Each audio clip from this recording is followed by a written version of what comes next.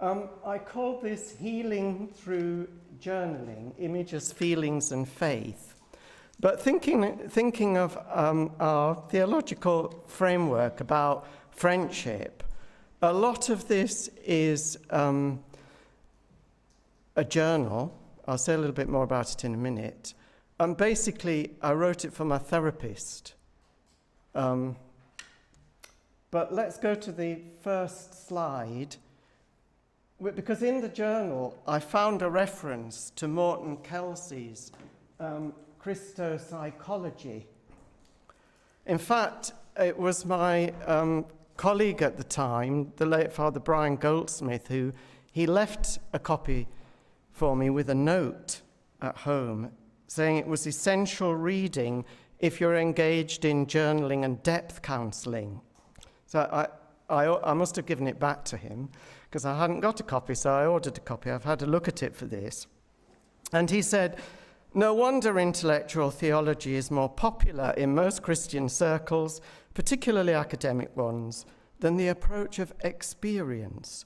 Who wants to be wounded again and again, even if the new wounding brings new transformation and insight? So basically, he is into Jung in a very big way. And of course, that is the overcoming of the binaries that's also been a strong theme in this conference.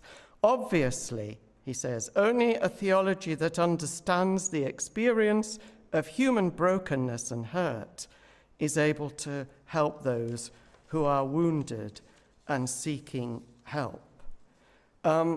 He was an Episcopalian priest and brought up on all this sort of scientific worldview, and then he discovers the supernatural really through his encounter with the writings of Jung, and he did go and spend about 3 months, I think, living alongside Jung. And in the book he quotes Jung, I learned how helpful it can be from a therapeutic point of view to find the particular images that lie behind emotions. So in this journal, now I think we can move on now. In this journal,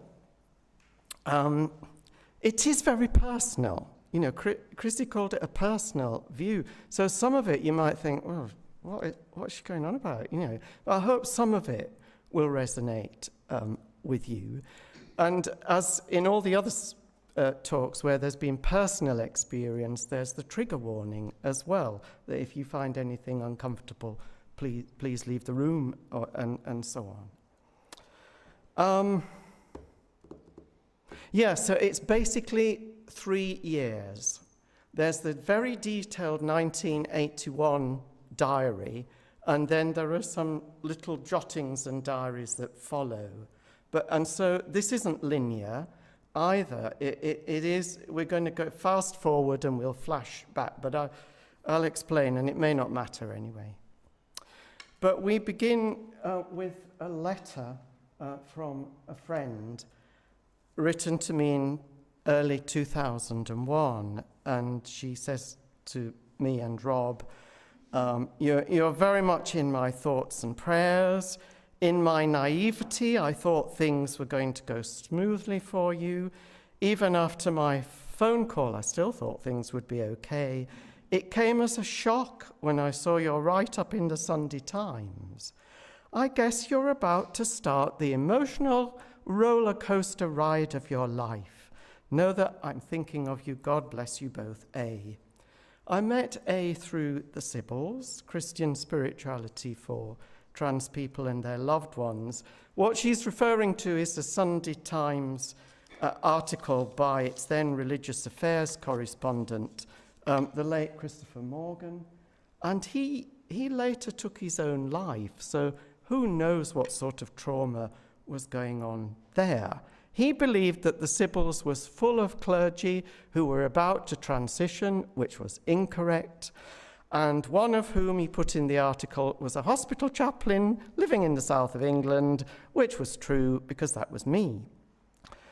I wasn't named at that point in the press. That came in July 2001.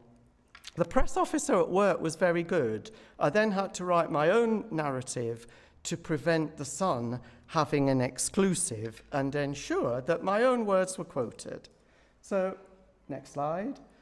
An emotional roller coaster ride. Gosh, I would hear that expression a lot as a healthcare chaplain. And the move from parish ministry to healthcare chaplaincy evolved over 3 years, from 1997 to 2000, as I considered the possibility of gender transition.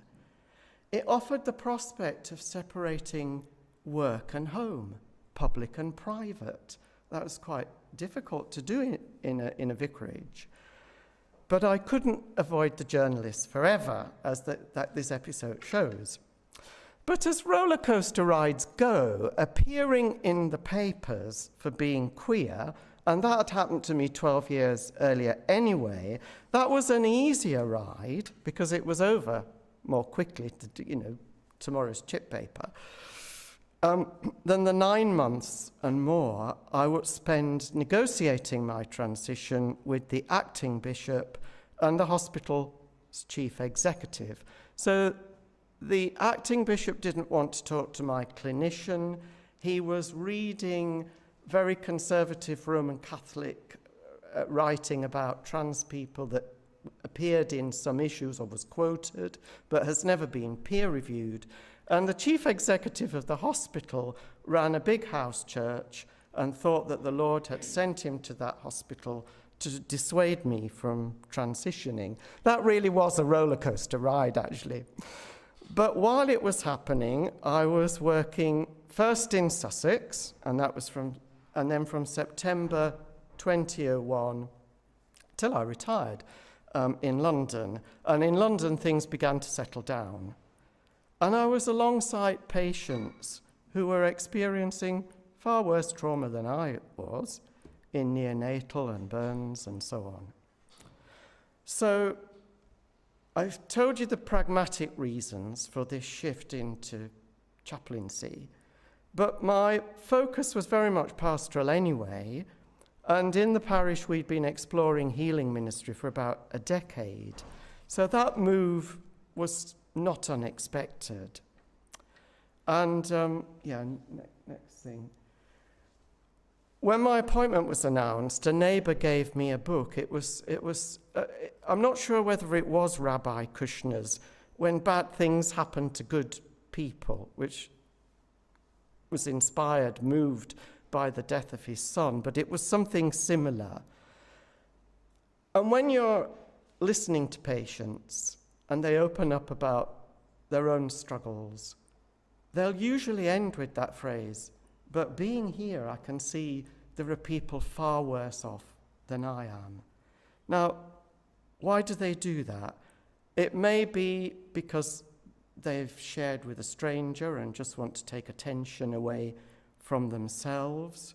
Whatever the reason, it shows sensitivity, awareness of other people, a recognition that they're not unique, actually, in what they're going through, and that pain does find perspective against the pain of other people, though comparisons are invidious when it comes to human suffering. But I think the notion of trauma does provide a measure. It denotes some kind of corporeal, bodily, therefore, wounding, an imprint left by experience on the mind, brain, and body. That's Van der Kolk, quoted by Karen O'Donnell. And I think my transition was traumatic in that being ground down by my employers led to panic attacks. I never had those before, and only rarely since, and then stress-related hair loss. But the context was healthcare, and I was surrounded by all these people who were going through far worse things. And while work had its own stresses, because work always does, doesn't it? But it did give me a privileged perspective on the range of human suffering and the possibilities for healing. That was 2001.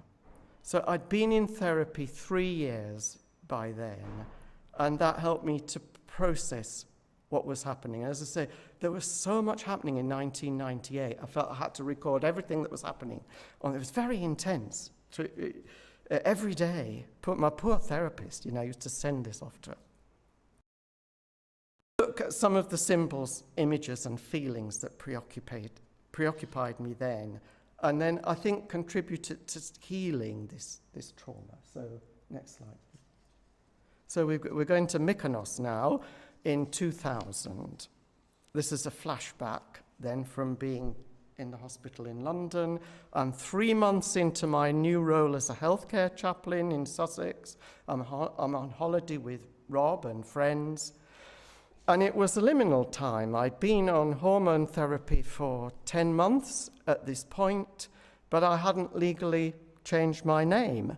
My appearance was sort of gender neutral, and the journal was also helping me to sort of navigate my presentation, I think. And I was always keeping an eye on other people, so I spotted some androgynous males, one with bangs, blonde hair, feminine mannerisms, silver ski-type pants.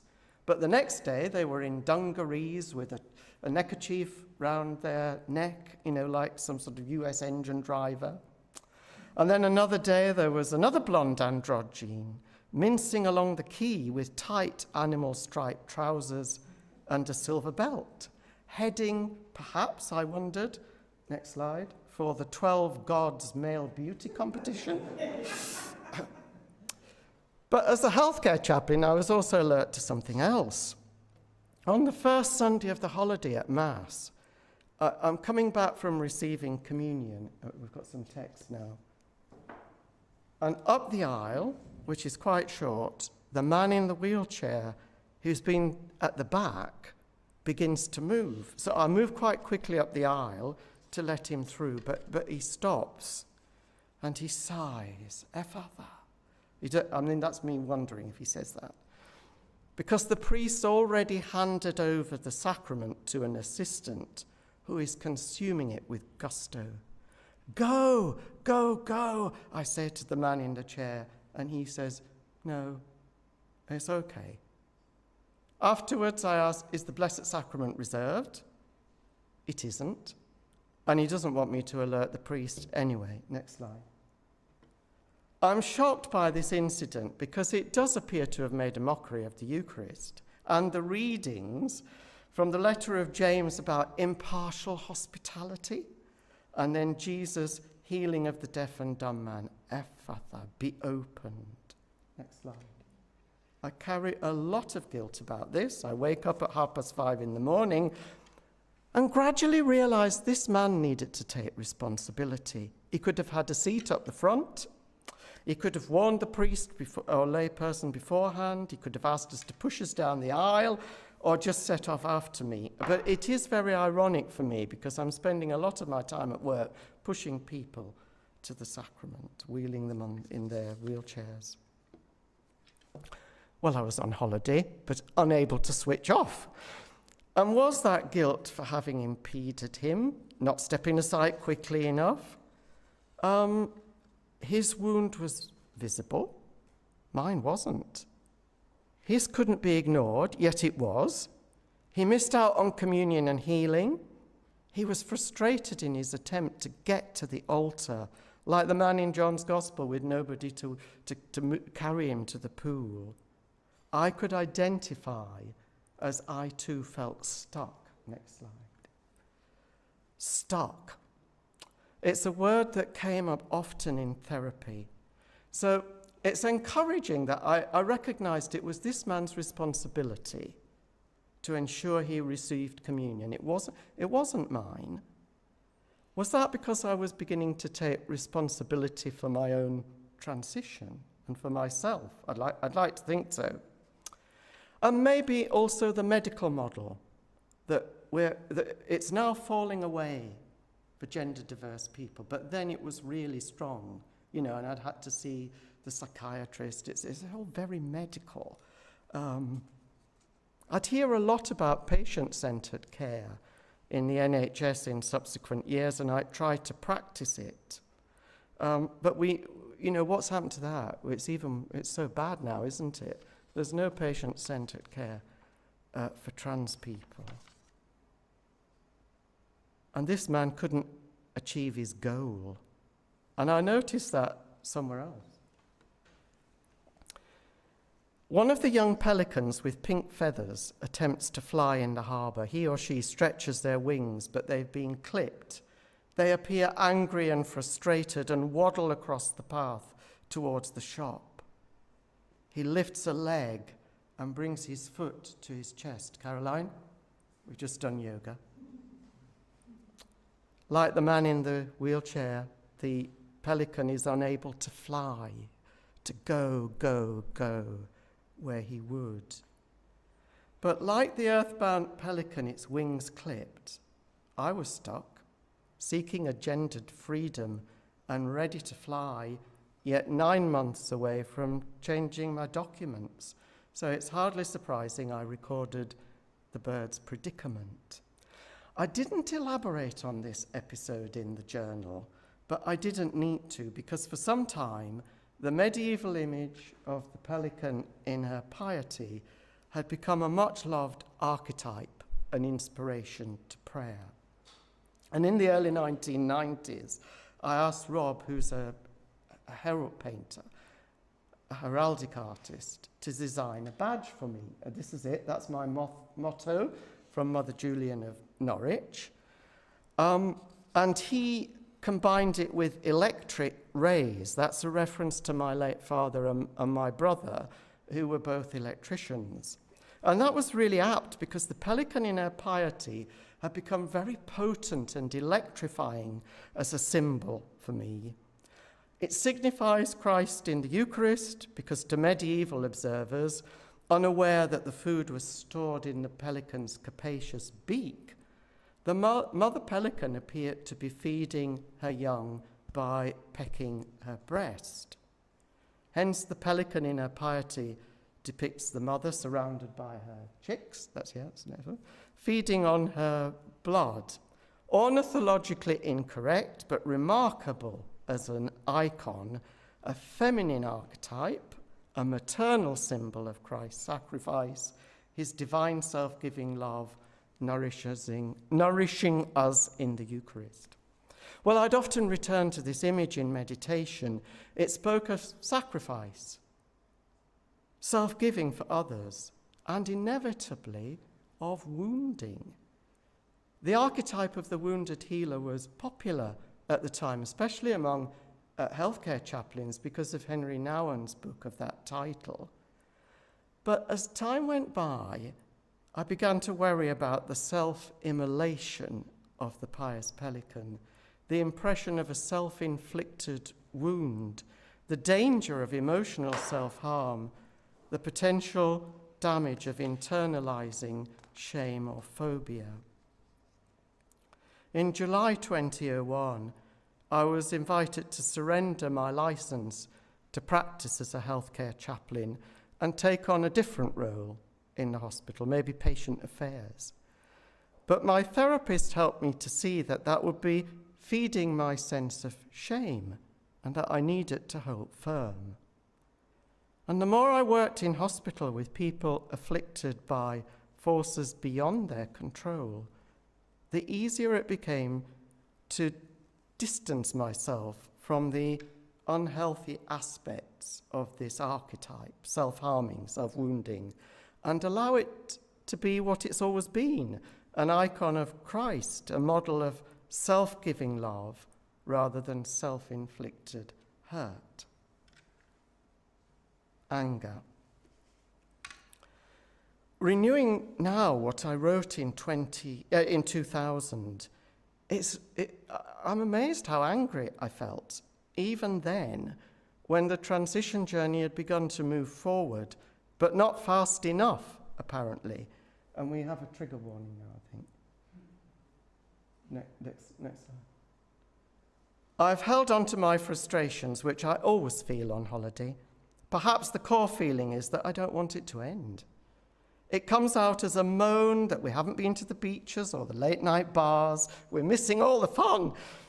I'm angry over the choice of restaurant, and I offload on Rob. Poor Rob. I have a death wish. I could walk into the sea. It's anger. I'm having to be too restrained. I can feel the anger very strongly, and I want to throw something as I write. It surprises me that I wrote, I had a death wish. Freud thought we all had one anyway, and that I could walk into the sea. I just don't remember feeling like that. It was a long time ago. I recognize the internalized anger. I'm having to be too restrained. When I came out publicly in 1989, I had this mental image of myself in Eucharistic robes hanging from a beam in one of the churches. But I didn't see it as suicidal ideation. I saw it as the death of some glittering image, really, some impossible perfection of priesthood. And that was a liberation, I think, the birth of the real. Walking into the sea's gentler, immersion, the oceanic feeling, absorption into the whole, the mighty. Was this the death throes of, not of an ideal this time, but of an identity built up for so long? And anger's not the only thing being restrained. I'm restraining myself, who I am. Awareness of being ready to throw something seems healthy to me, a desire for expression, to be out as a woman and get the anger out. Anger had been building up for some time. Here we flash back to the detailed journal I kept in 1998. Yeah, that's all right. You can hold it on that for a minute. It burst out dramatically. It was Pentecost Sunday, wind and flame. And I was the vicar of two parishes, and I presided and preached at one, and then I'm going off to the other one where there's going to be a healing service. And the catalyst was a complaint from a neighbour. This family had left the church. When they were in the church, the husband had complained about me, and sometimes to me, a lot. I'm not going to go into the details, but basically, it did feel about like being in conversation with Hyacinth Bouquet or who's the other person from The Good Life? There's been a lot about her recently. Anyway, you know what I mean. It was a bit haughty. Hence, I've put up the vicar from keeping up appearances. She had a couple of complaints, and then she told me how marvellous this other church was that she now went to. So it was, I'm okay, you're not okay, see. So this conversation took place in the south aisle. Normally the door was unlocked, so I could have gone out and shouted out to the birds and the trees, but it was locked. So I went into the vestry.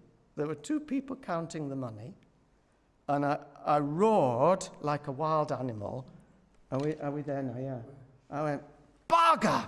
Bugger! That's it! I can't stand it anymore." And Margaret, our reader, said, "Remember, you're supposed to be anointing people." Well, I mean, I knew I wouldn't be able to do that. I went to the next service, though, to receive healing ministries.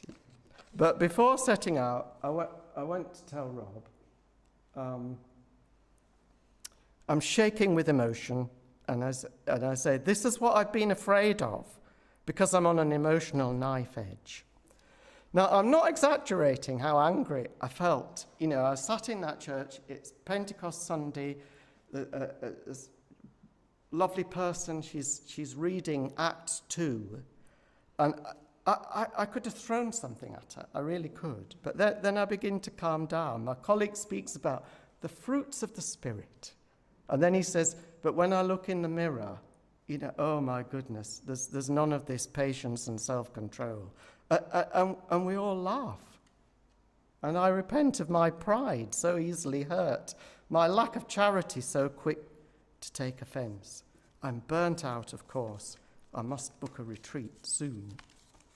This next section is laughter and sadness. Humour helped to heal this episode, as well as care from parishioners and colleagues. So concerned parishioners from the first parish said, "Come to lunch, come." But there wasn't really time for lunch, so we went for sherry, and very Anglican. This couple are now deceased, but they were the father and mother of this village. They were so loved and respected. One of them had been counting the collection, so when I went in and roared, she thought, "Oh, it's because it's Pentecost. There's going to be Alleluia now."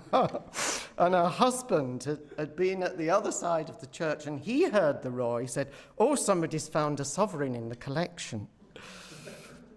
This couple were also friends of the complaining neighbours.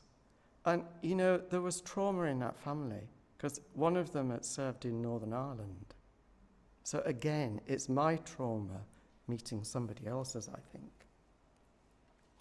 And the empathy of my colleagues, they sat me down and we debriefed, and then one said, "You absorb other people's pain without handing it over." And maybe, okay, she said the other church was wonderful, but she probably knew she could dump it here in a way that she couldn't there. And I think I'd already reached that conclusion. Maybe because my therapist had posed the question, why do you allow people to treat you like SHIT? Why indeed? I came back to this episode in the early hours of the morning, describing it as a temper tantrum. I'm frightened of what I might say or do next. Should I give myself some time off? I then imagine myself knocking off the block the lady who complained and kicking it like a football. That must have been so therapeutic. But then I continue, "Oh, this is terrible. I need to resign now. Or I need to face up to this. Moving seems out of the question. I'm just going to take this problem with me. Is it issues of leadership? Who's boss around here? There's an inability to take criticism that surely goes back to my childhood." So obviously there are lots of layers, aren't there? But at least therapy had helped me to realize that I'd be taking things with me. Moving doesn't necessarily resolve things. Gender identity would go with me. Those were some of my waking thoughts on the Monday morning. In the midday sunlight, the previous day, my colleagues had prayed for me. My ordained colleague first. I think we've got his prayer very acute. I can't remember it all now. Though he asked the Lord to take away the feeling of sadness from me. And as they prayed, I knew my colleagues loved me very much, and they could cope with anything that I threw at them, including my gender identity, but I wasn't ready for that. Well, the impression of sadness mentioned by Chris, my colleague, sparked the following thoughts. Dr. A.Y., to whom I was referred by my GP, was a practitioner specializing in the psychosexual counseling of Catholic priests, and he said that he felt a sadness come over me when I spoke about my work as a parish priest. So that's role again, and the emotional cost of being in the role. And then a few years earlier, a couple came to see me. I got to know the wife quite well, and on one occasion, she said that when they first come to see me, now this was to arrange their wedding anniversary service, and it turned out to be a rite of passage because they separated afterwards and found other partners.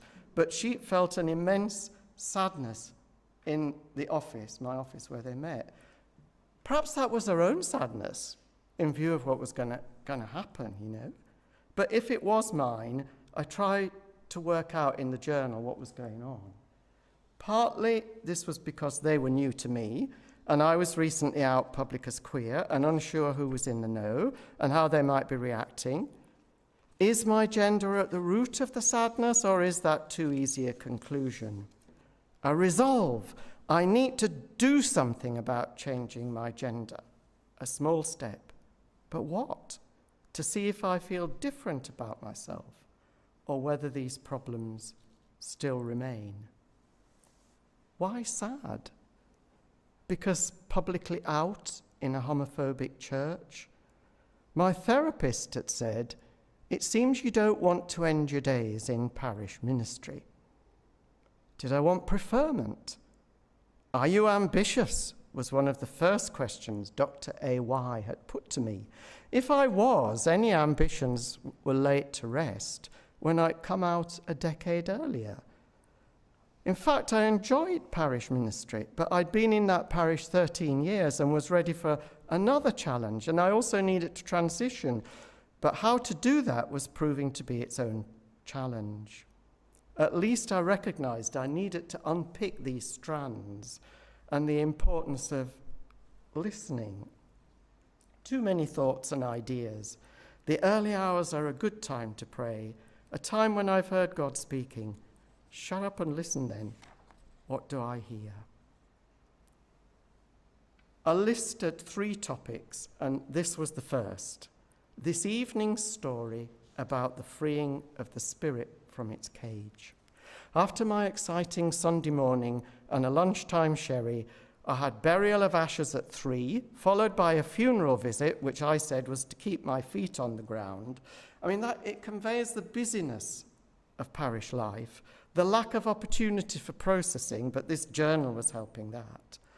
But also my growing need to be grounded by being alongside people in pain and sorrow, and that would lead me into healthcare. To round off the day, there was a Pentecost evening service in the neighbouring parish, and instead of a sermon, my neighbour read a story by Trevor Dennis, about the Spirit bringing form, colour, and voice to the creation, and then being wounded and trapped in a gilded cage in a church until released by a young boy. Have you heard that story before? No?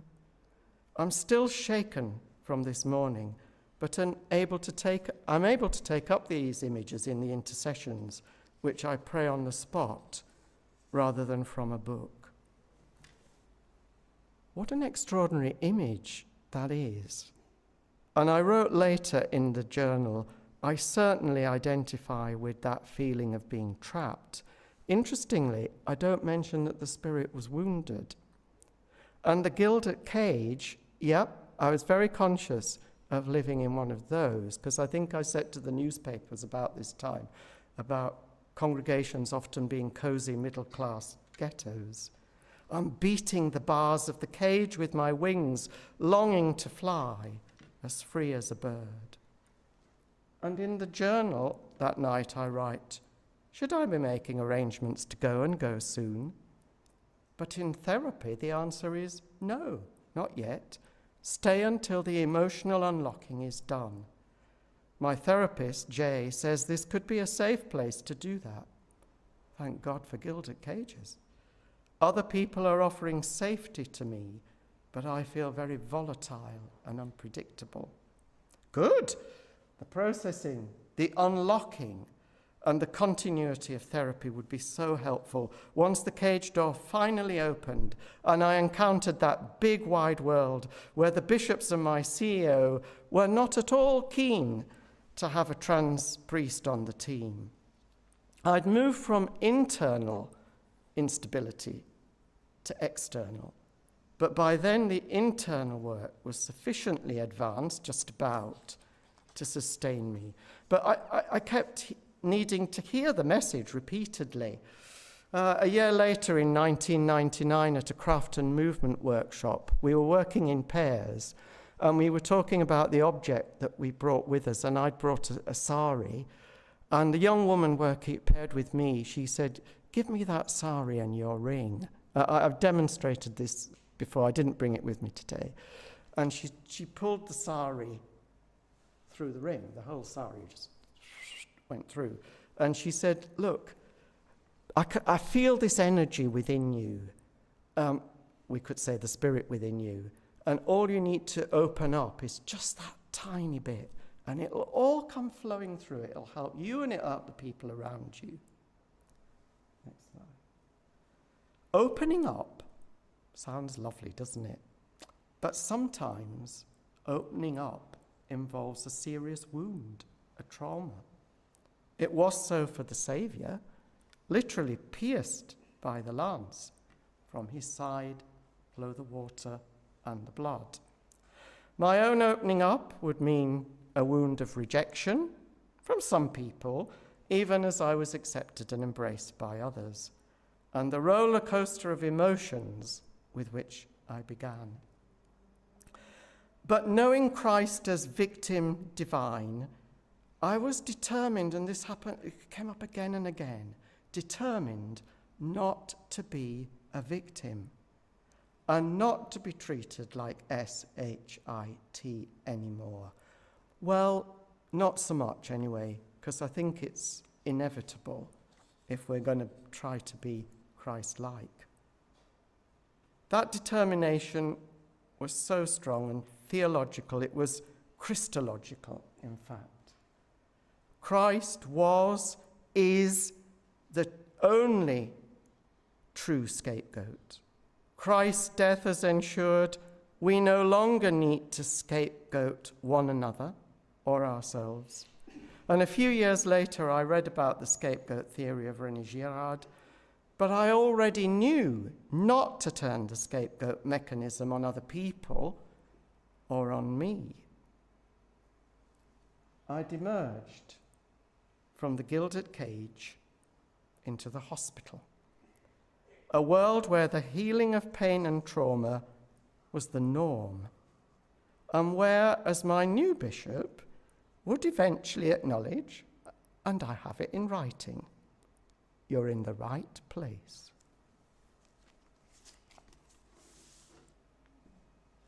Okay.